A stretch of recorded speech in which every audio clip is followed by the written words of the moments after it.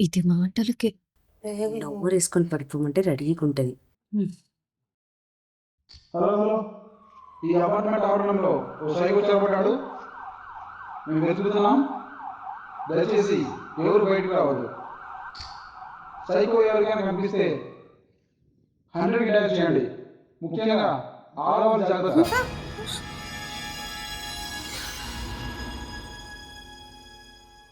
బెడ్రూమ్లోకి వెళ్ళిపోయారు. చలో చలో చలో చలో, తీరా తీరా తీరా తీరా. ఏంట్రా ఇంత గట్టిగా కట్టారు? ఆడోళ్ళు ఉరేసుకోవడానికి చీరలు ఎందుకు వాడతారో ఇప్పుడు అర్థమవుతుంది.